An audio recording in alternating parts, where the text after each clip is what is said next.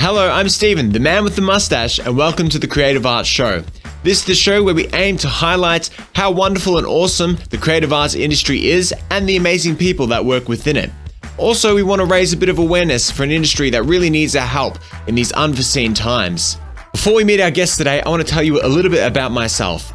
For the last 3 years, I've worked for Celebrity Cruises, an amazing cruise ship company. On board, I work as an activity manager. You might know it as activity director or assistant cruise director, but basically the way I like to see it is I facilitate the fun on board. Due to the coronavirus pandemic, unfortunately the cruise ship industry has taken a massive hit.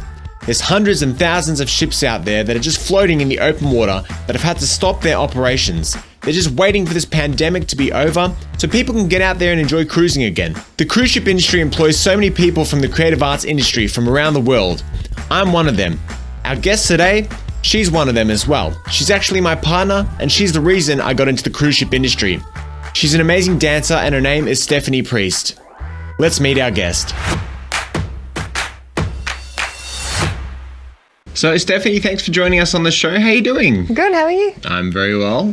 I believe that you're going to be sharing an amazing story with us today. That is correct. That is correct. Very good. But before you share this amazing story with us, I've got to tell the viewers that stick around because Stephanie's going to be taking us through a private dance lesson and just some fun moves if you're stuck in isolation or wherever you may be around the world, that you can watch this video, learn a few dance moves in your spare time and have a bit of fun in the process. So Stephanie, tell us a bit about yourself, how long you've been a dancer for several years of your life. How long, when did you get started? So I started dancing when I was roughly around 16 years old. After I finished high school, I decided that dance is something that I wanted to pursue a bit more. So I went and did a Bachelor of Creative Arts Dance at Deakin University in Burwood. The theory in the Bachelor was quite good, but I felt like I needed a little bit more practical training? Yeah, yep. Practical training. Very nice. So I went and did a 2-year course at Patrick Studios Australia, which is full-time dance. I graduated from there in 2015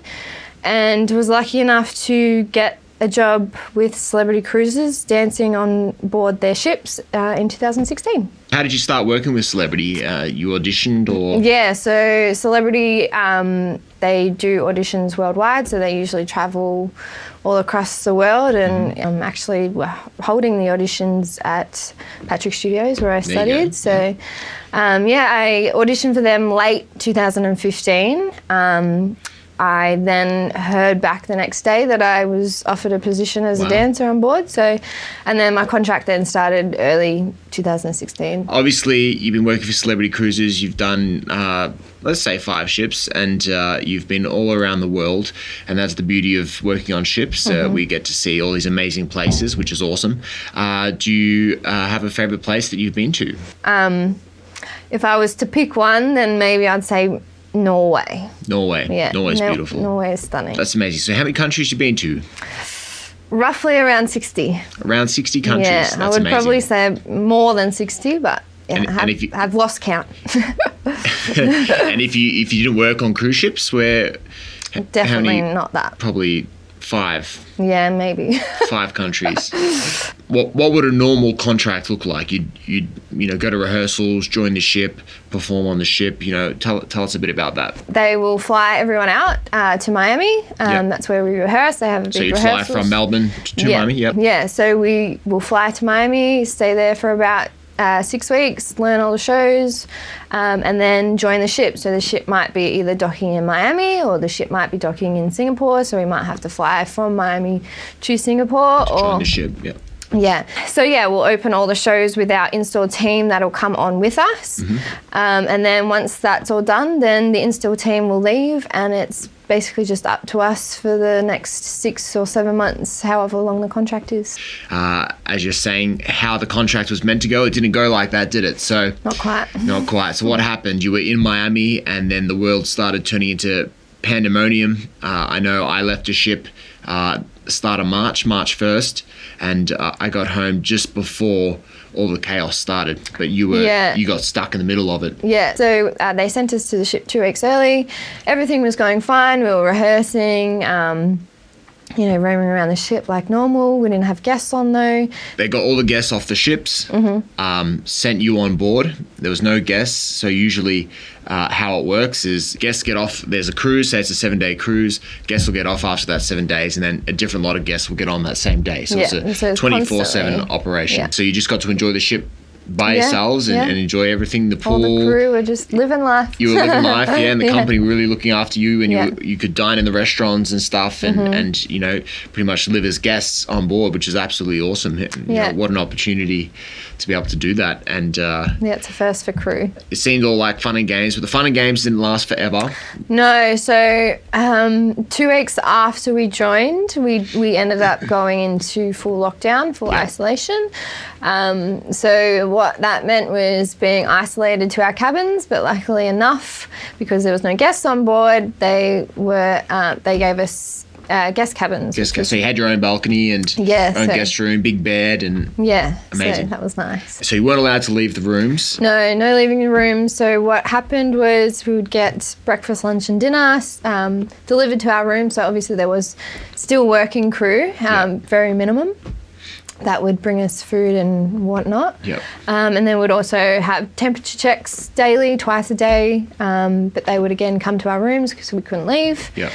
So we're in full lockdown for, I think it was 19 to 20 days. I'm not quite sure. Yeah. Wow. It was originally 14 days, but then they extended it because CDC recommended. Yep.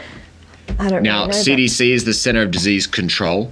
You were in lockdown for 20 days and you finally got out, but then there was some strict guidelines, I believe. There was, yeah. So we were only allowed out 3 times a day, breakfast, lunch and dinner. Okay. And each of those times was only an hour and a half. Right. So you could, everything else was closed as well. Like they just didn't want people to linger around. And they wanted people to social distance, etc. Yeah. In the meantime, as all this was going on, obviously the company, there's all these crew members stuck on board, and the foreseeable future, the company wasn't going to be sailing back to its normal standards. So the company was trying to get people home. Yes, yeah. So they were trying really hard to get all the crew home. Obviously, it was making it difficult with the CDC and governments sort of not letting us into the country. They wanted to make sure that we were like clean ship and all that sort of stuff. So the only reason why we could dock is for provisions and refueling and stuff like that. Okay.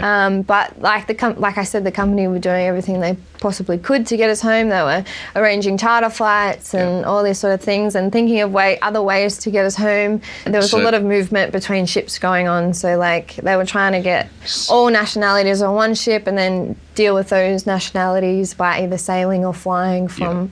So it got a bit complicated. So the company, so Royal Caribbean is obviously the parent company of Celebrity Cruises, and Royal Caribbean, as well as Celebrity Cruises, they were all working together to get crew home, which I think is amazing, and it hasn't been covered enough in the media of the efforts that the companies have done. So I know they sailed some ships to the Philippines, to Indonesia, to India, etc., etc. They were thinking of sailing to England, but that didn't work out. You personally, how many times? I know you had flights a couple of times. Yeah, so I did have flights booked for me.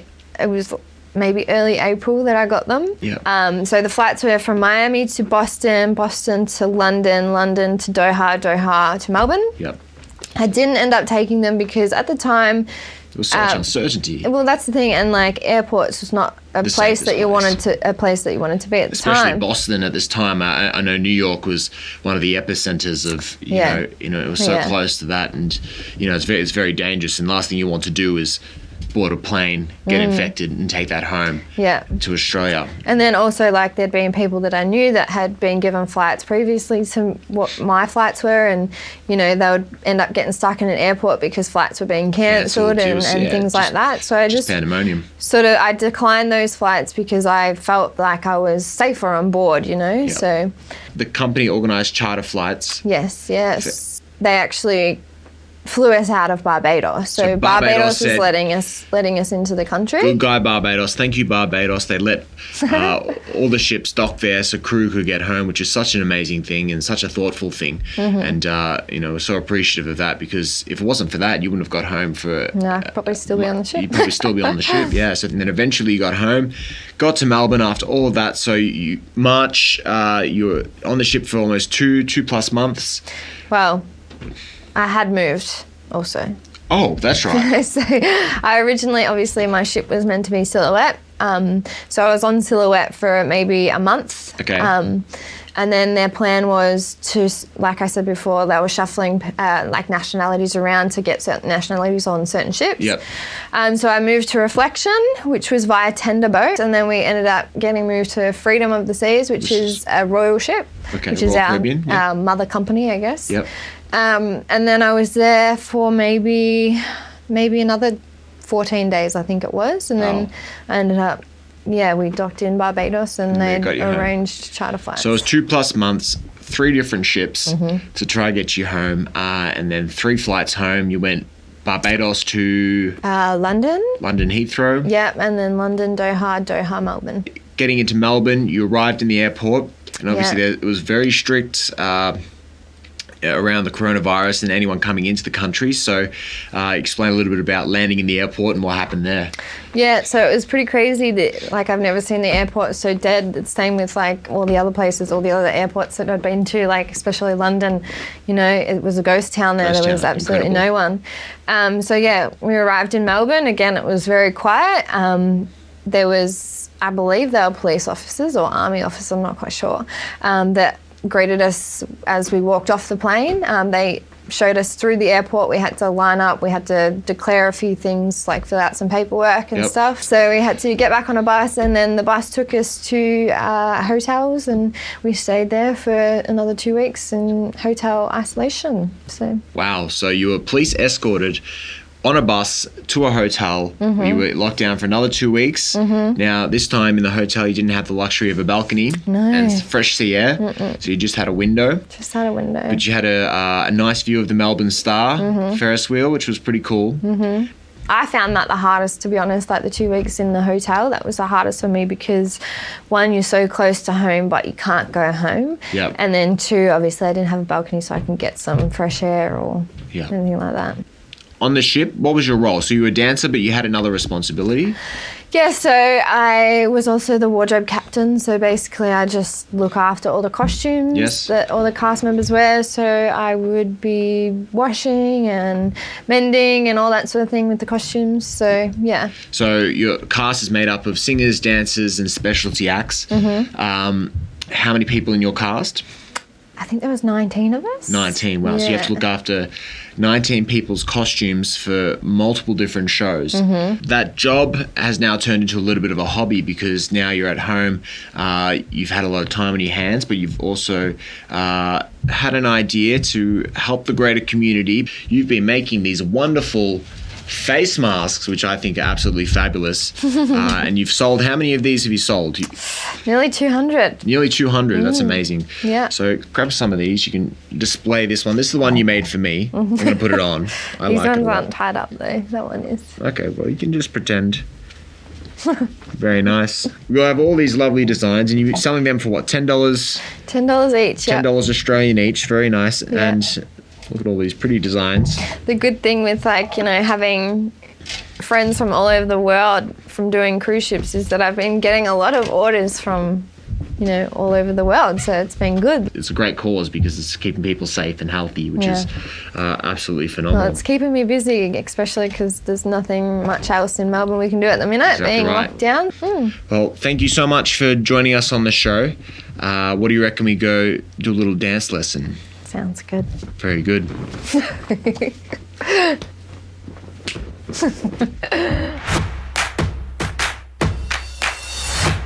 Here we are in the studio. Well, it's not really a studio, it's the living room, but we've turned it into a studio. But as promised, here's Stephanie to take us through our dance lesson.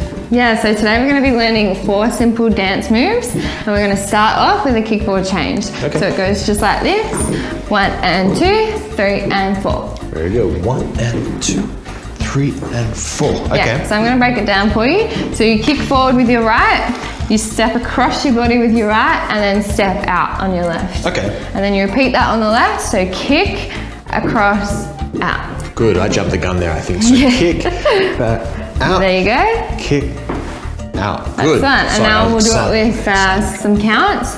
So 5, 6, 7, 8, 1 and 2, 3 and 4, 5 and 6, 7 and 8. Very good, let's do that. Here we go. Yeah, 5, 6, 7, 8, 1 and 2, 3 and 4, 5 and 6, 7 and 8. Yes, Yeah. good, that felt good. You can also make it a little bit more difficult by adding a hop in there as well. So when you kick forward with your right foot, you also hop on the left foot. So like that. Okay. And then again on the left. Yeah. Right, that needs practice, that needs practice. That's for the next level up. All right, good. Dance move number 2. Number 2, we're gonna do kick, kick, party ball array, kick, kick, party ball array. What's this one called? Kick, kick, party ball array. Kick, kick, party with Ray. So if you're watching Ray, we're gonna party with you on this one. Not quite, but okay. So I'm gonna break it down for you again. So we, again, start with the right foot, kick across the body, kick away from the body, step behind, step out, step touch. Touch again, okay. And then on the left, kick across, kick out, step behind, step out, step touch. Okay. So with counts, it goes 1, 2, 3 and 4, 5, 6, 7 and 8. Very nice. Should we try that one? Yes, we should. So 5, 6, 7, 8. 1, 2, 3 and 4. 5, 6, 7 and 8. Good, I like this one, but I don't know what to do with my hands. What do I do with my hands? You can do whatever you like with your hands. Very good. Let them be free. There you get that. Yeah. Nailed it.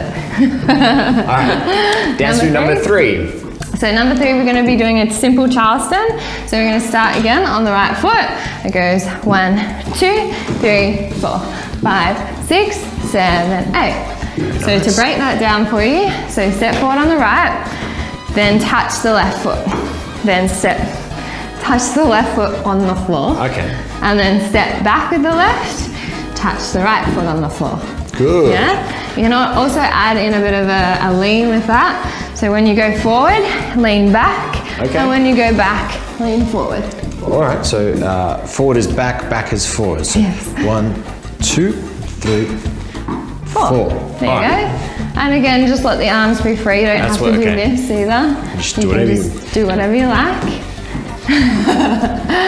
That's the one. Shall we give that one a shot with count? Yes. So 5, 6, 7, 8. 1, 2, 3, 4, 5, 6, 7, 8. Beautiful. There you go. All right, dance move number 4. So number 4, we're going to do a basic salsa step. So you're going to step forward with the right, step back with the left. I love salsa. So when you're doing that, you're also swiveling the hips as well. So the hips go to the right, to the left, to the right, to the left. Yeah, and you're stepping back together after every step forward or back, if that makes sense. Yeah? After that, we're gonna do little hip circles to the left. But the hips are going to the right and around, to the right and around. There you go. Bring it around town. Like so. All right, cool. So the counts for this are 1 and 2, 3 and 4, 5, 6, 7, 8. Excellent. And can I do it this way? You can do it this way, so you can keep going all the way around, do a full circle, like so. Cool. All right, very nice. So we do that one counts? Yes, yes. Alrighty, so 5, 6, 7, 8, 1 and 2, 3 and 4, 5, 6, 7, 8. 3 and 4, 5, 6, 7, 8. Cool. All right. Now, can we put all these together? We can put all these together. Let's do it. So, well, the first one was? So number 1 was kick, ball, change, kick, ball, change, kick, ball, change, kick, ball, change. Into number 2, which was kick, kick, party ball, ray, kick, kick, party ball, ray. Very nice. Number 3 was the Charleston. There we go. And the lean. And then into the salsa. 5, 6, 7, 8. Cool. And then we can do this like a four-wall dance. We can do it all the way around. All right. So Should we put do it all that together. all that with counts? Yeah. So 5, 6, 7, 8. 1 and 2, 3 and 4, 5 and 6, 7 and 8. 1, 2, 3 and 4, 5, 6, 7 and 8. 1, 2, 3, 4, 5, 6, 7, 8. 1 and 2, 3 and 4, 5, 6, 7, 8. So just keep going. 5 and 6, 7 and 8. Well, there it is. 4 simple dance moves that you can do at home. You might be in isolation, you might be in lockdown, or you might just want to try out some new dance moves. Whatever it is, I hope it keeps you entertained. Once again, thank you, Stephanie, for this amazing dance class, and have fun trying them at home. Once again, thanks to Stephanie for joining us on the show today. What an incredible story, and what an amazing dance lesson. Who knew I could dance? Well, maybe I can't, but I do like to try. If you want to pick up a face mask, you still can. Stephanie is still making them. We'll leave her contact information in the details below. Make sure you like this video, hit that thumbs up, and subscribe to our channel. And it's very important that you share our content too. Share it with your brothers, your sisters, your mum and dad, even your grandparents. But just try to get the message out there, and let's try create awareness and help each other out, especially in an industry that really needs our help. Once again, I'm Steven, the man with the mustache. I'll catch you next time on the Creative Arts Show.